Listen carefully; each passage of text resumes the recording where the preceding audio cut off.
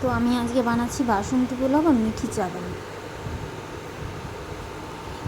তো ফার্স্টে আমি চালটাকে ধুয়ে নিলাম, চালটাকে ধুয়ে নিলাম এবং চালটাকে ধুয়ে নেওয়ার পরে এর মধ্যে আমি ঘি মাখিয়ে 10 মিনিটের জন্য আমি হাওয়ার মধ্যে শুকানোর জন্য ছেড়ে দেবো চালটাকে। এবার এটা শুকিয়ে রেডি হয়ে গেছে। তো আমি এবার কড়াই গরম হয়ে গেছে, কড়াইয়ে ঘি দেবো।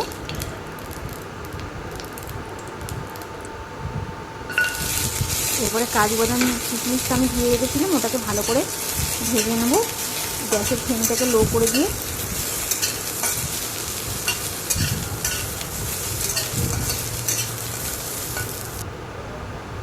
এরপরে কড়াইয়ের মধ্যে ঘি দিয়ে আমি 2টো এলাচ আর একটা তেজপাতা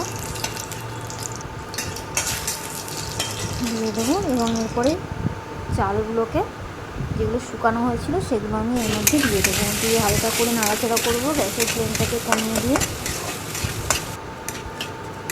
ভালো করে নেড়ে চেড়ে নেব।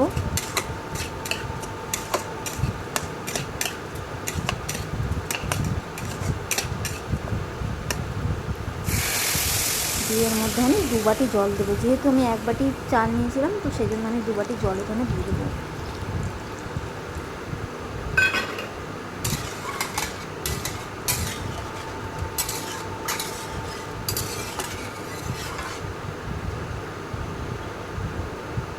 এর মধ্যে পরিমাণ মতো নুন এবং পরিমাণ মতন হলুদ দিয়ে দেবো।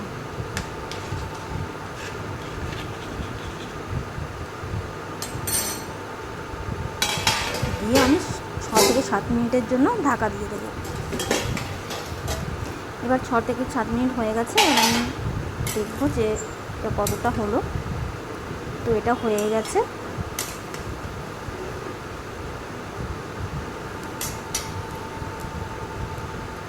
এরপরে কাজু বাদাম কিশমিশ যেগুলো ভেজে রেখেছিলাম সেগুলো দিয়ে দেবো এবং 4 থেকে 5 চামচ চিনি আমি এর মধ্যে দিয়েছি। তো এবার এটা একটু নেড়ে নেবো, হালকা করে মিশিয়ে নিচ্ছি চিনিটাকে।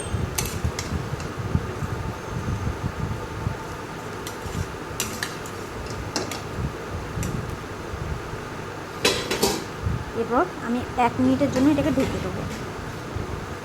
দেখুন এটা হয়ে গেছে পুরোটা।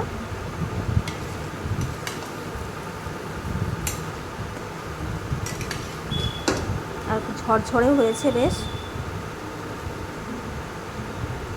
তো এবার এটা পুরো রেডি হয়ে গেছে। তো ভিডিওটা দেখুন এবং সেই সঙ্গে লাইক